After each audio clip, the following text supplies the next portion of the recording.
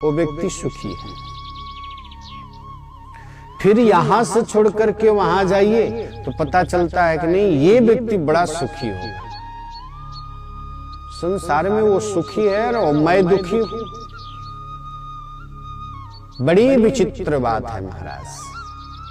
और घूमने के लिए चलो, टटोलने के लिए चलो, घर घर में यदि पूछने के लिए चलो तो पता चला हमसे महान दुखी तो ये है, महान दुखी आत्मा तो ये है।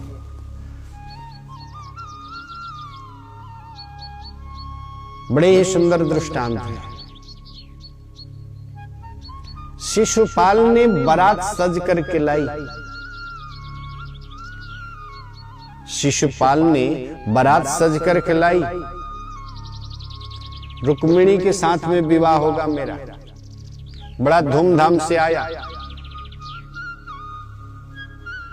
और बड़े प्रेम भाव से आया महाराज कि हम तो अब दुल्हा बन चुके। इधर रुक्मिणी महारानी को भेजा गया कि जाओ और जा करके आप जो है गौरी मैया का पूजन करके आइए, तो आगे का कार्यक्रम शुभारंभ होगा। रुक्मिणी महारानी सिर्फ भगवान को चाहती है, जिस प्रकार मीराबाई ने भगवान को चाहा। क्या कि मेरो तो गिरधर गोपाल दूसरो न कोई। मेरे तो सिर्फ एक गिरधर गोपाल है, इस संसार में मेरा दूसरा कोई भी नहीं है। सिर्फ एक ही परमात्मा मेरे है, दूसरा संसार में मेरा कोई नहीं है।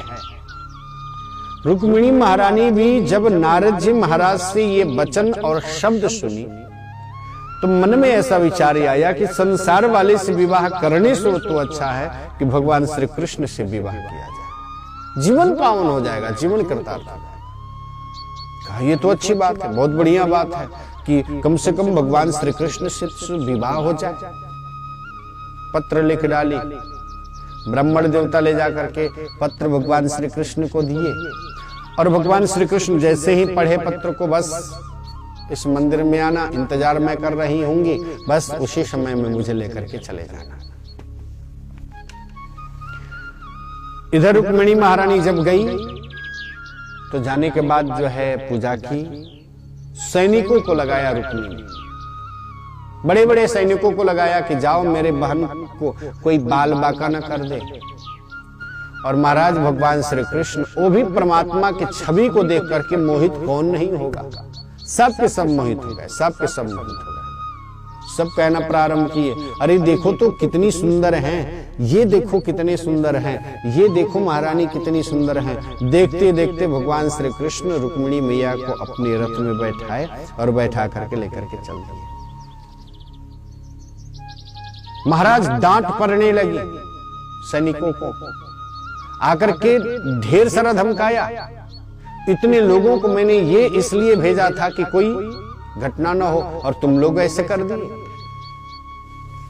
रुक्मी को बड़ा क्रोध आया और सबसे बड़ा शर्मिंदगी वाली बात तो बेचारा जो दुल्हा बन करके आया था कि दुल्हा बन करके चलेंगे और दुल्हन को लेकर के आ जाएगा।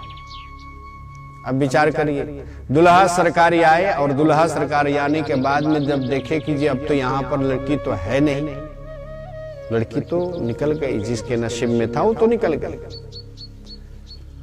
साक्षात मां लक्ष्मी के अवतार हैं और वो मां भगवान विष्णु के साथ में निकल गई।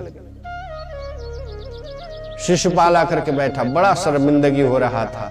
मेरे सिर पे इतनी सुंदर टोपी लगे हुए हैं, बरमाला लगा हुआ है, मैं सज धज करके बैठा हूं कि कम से कम विवाह तो कर लूं, लेकिन यहां तो लड़की ही नहीं, मैं क्या करूं।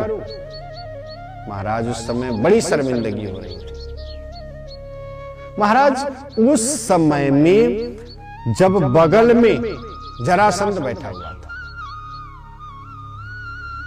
शिशुपाल को ऐसा लग रहा था कि मुझे बड़ी अब पसीना से हो रही है, बेचैनी से बढ़ रही है। शिशुपाल ने कहना प्रारंभ किया, मेरी बहुत बड़ी बेइज्जती हुई, यहां पर बहुत बड़ी बेइज्जती हुई, यहां इतनी बेइज्जती करने की क्या आवश्यकता थी।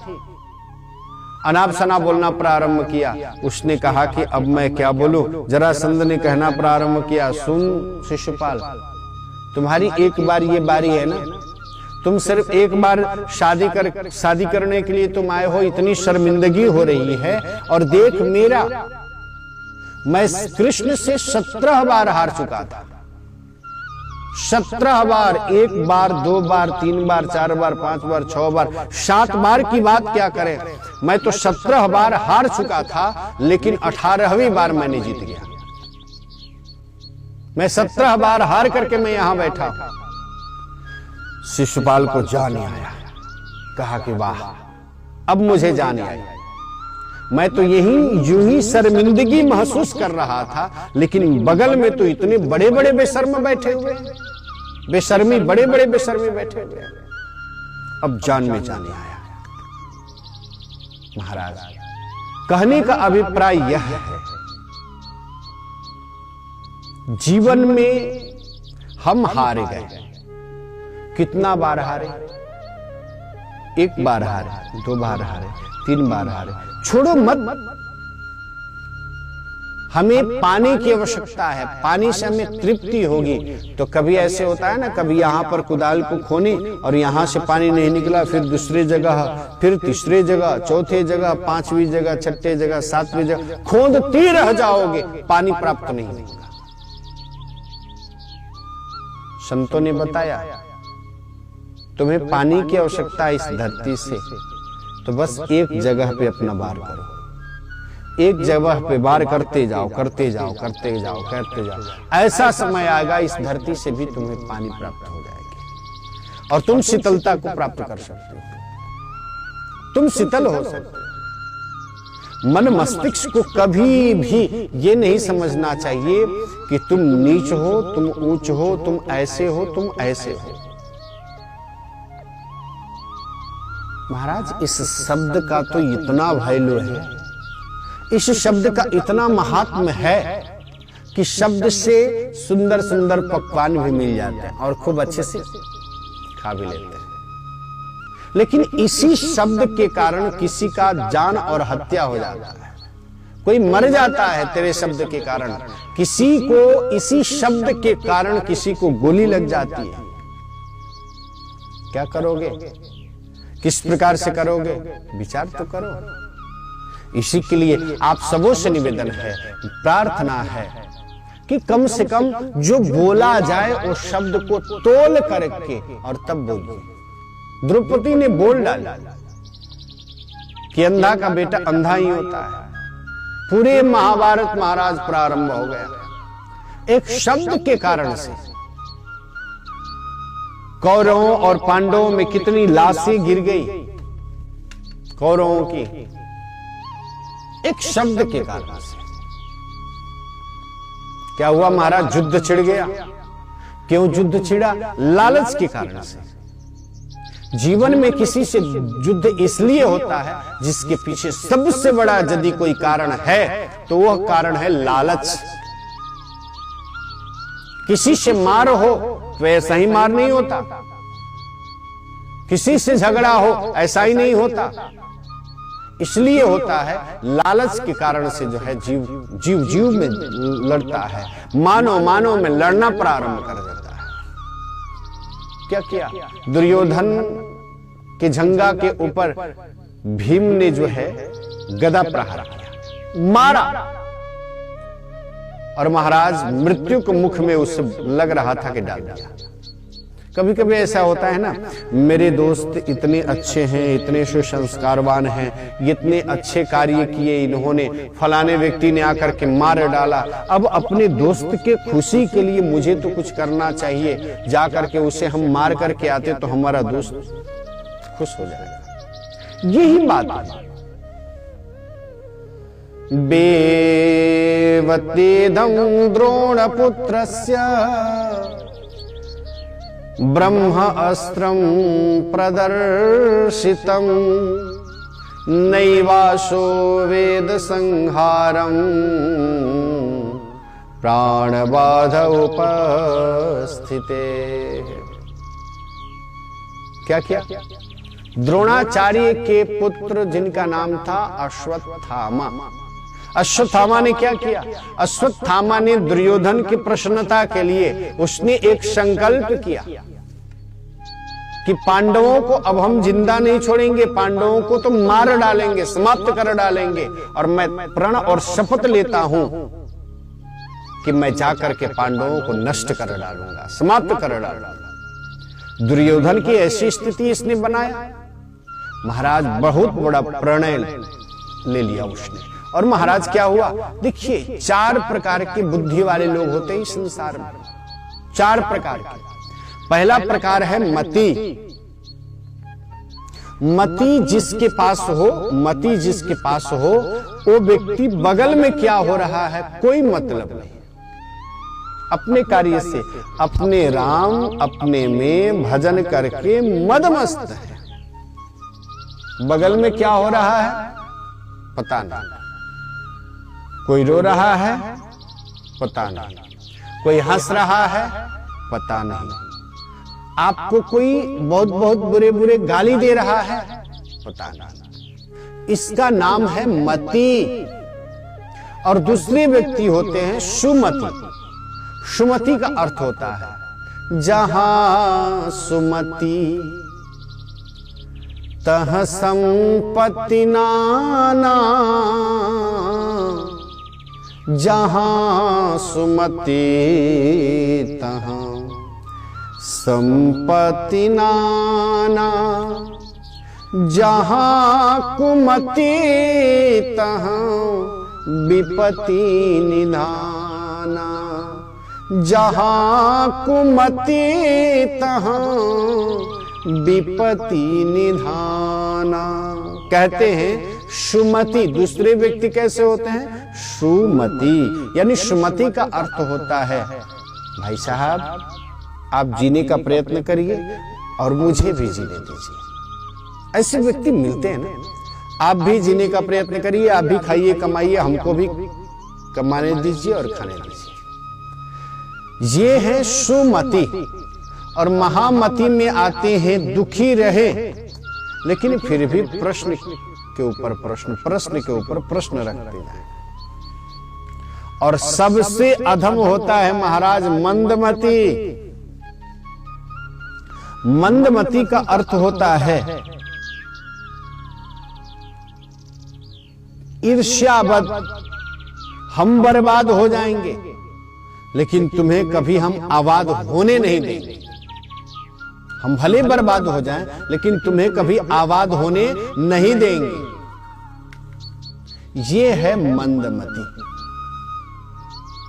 हम भी भले जलेंगे, जलने में कोई आपत्ति नहीं, लेकिन तुम्हें एक न एक दिन जरूर जलाएंगे। ये है मंदमति। यानी ईर्ष्या के कारण अपने आप को बर्बाद हो जाना। और महाराज आज संसार में मैं यही कहता हूं कि संसार में आजकल लोग अपने दुख से कोई दुखी नहीं है, कोई दुखी नहीं है। दुखी कब है कि दूसरे के सुख को देख करके आज ये जीव बहुत दुखी है, बहुत कष्ट में है, बड़े परेशानी में है जी। अहर्निश यही चाहता है कि फलाने व्यक्ति ने मेरे साथ में ऐसा किया, उसने ऐसा किया, उसने ऐसा किया। ईर्ष्यावद मंदमति के कारण से, ईर्ष्या के कारण से हम भले समाप्त हो जाएंगे लेकिन तुम्हें हम जीने नहीं देंगे। ईर्ष्यावद। एक छोटी सी घटना आप सबों को मैं श्रवण कराऊं, आप सबों को सुनाऊं कि एक बार एक व्यक्ति, उसकी पत्नी और उसके 2 बेटे, एक लड़का एक लड़की, ये सब के सब ट्रेन से कहीं यात्रा कर रहे थे। ट्रेन में जा रहे थे और ट्रेन में जा रहे थे महाराज।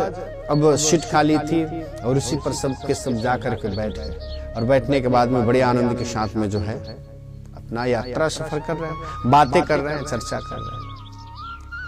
और चर्चा के क्रम में ऐसा हुआ कि जब अगले स्टेशन पे गए तो भाई ये तो कोई रिजर्वेशन वाली बोगी है नहीं, एसी वाली बोगी है नहीं, ये तो जनरल बोगी है।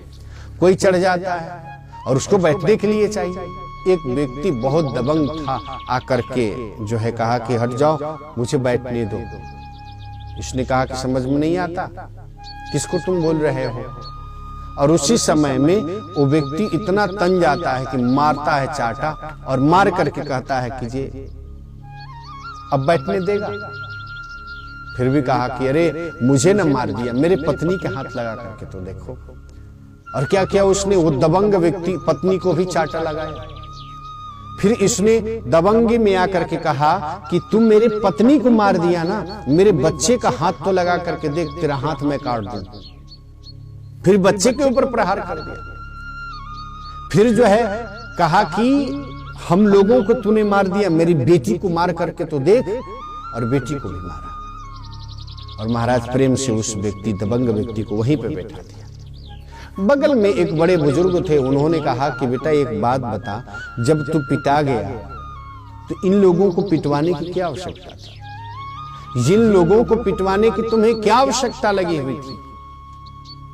तू सिर्फ पिटा गया तो तुम्हें तो साइड हो जाना चाहिए, उसे बैठा लेना चाहिए। इन लोगों को पिटवाया क्यों? तो उसने बड़ा ही सुंदर जवाब दिया, इसलिए मैंने पिटवाया कि यहां पर मैं यात्रा कर रहा हूं और घर पे जाऊंगा ना, तो घर पे जाने के बाद ये लोग यही कहेंगे कि घर में ही शेर बनते हैं, दूसरे जगह पिटा।